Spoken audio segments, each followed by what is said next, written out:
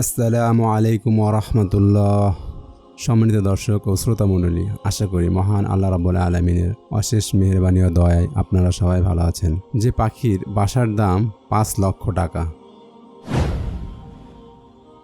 শুনতে অবাক লাগলে এমনই এক চাঞ্চল্যকর তথ্য উঠে এসেছে দৈনিক বাংলাদেশ পত্রিকায়। এই পাখির লালার মূল্য ৫ লক্ষ টাকা। গুহা পৃথিবীর সবচেয়ে কম ভ্রমণ করা জায়গাগুলোর একটি। পৃথিবীর দুর্গমতম এসব জায়গায় অদ্ভুত সব প্রাণীর বসবাস। এখানকার অধিকাংশ প্রাণী ক্ষুদ্র আকারের, সরীসৃপ এবং পতঙ্গ জাতীয়। বড় প্রাণীদের মধ্যে বাদুড় গুহার পৃথিকী স্থান দখল করে আছে। তবে বর্নিওর গোমানটিং নিহাই গুহায় অসাধারণ পাখিও বসবাস করে, যাদেরকে কেভ সুইফটলেট পাখি বলা হয়।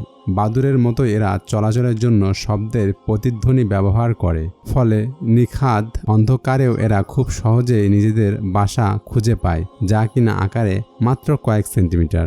এটি অসাধারণ দক্ষতা, যা এখন আমরা পুরোপুরি বুঝতে ব্যর্থ। আরেকটি কারণে এই পাখিগুলো জগৎ বিখ্যাত।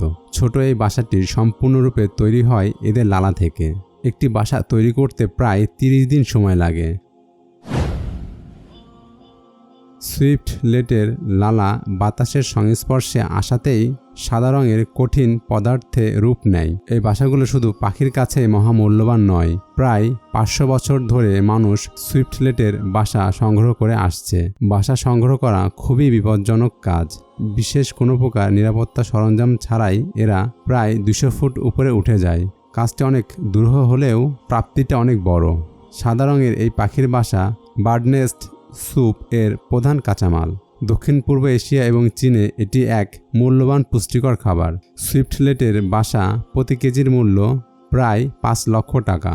বাসা অপসারণের সঙ্গে সঙ্গে পাখিটি আবার নতুন বাসা বানানো শুরু করে। এর ফলে পরিকল্পিতভাবে বাসা সংগ্রহ করলে সুইফটলেটরাও তা কাটিয়ে উঠতে সক্ষম, কারণ এরা বিগত 500 বছর ধরে সফলতার সঙ্গে এ কাজ করে আসছে। প্রিয় দর্শক, শুধুমাত্র একটি পাখির বাসার দাম 5 লক্ষ টাকা। তাহলে বুঝতে পারছেন তো প্রিয় দর্শক, আল্লাহ তাআলা কোনো কিছুই অনর্থক সৃষ্টি করেননি। এই মর্মে আল্লাহ তাআলা পবিত্র কুরআনুল কারীমের সূরা আম্বিয়ার 16 ও 17 নম্বর আয়াতে বলেছেন, আকাশ ও পৃথিবী এবং মধ্যভাগে যা রয়েছে আমি তা ক্রিয়াচ্ছলে সৃষ্টি করিনি। আমি তা ক্রিয়ার উপকরণ হিসাবে গ্রহণ করতে চাইলে আমার কাছে যা আছে তাই গ্রহণ করতাম। আমি তা করিনি।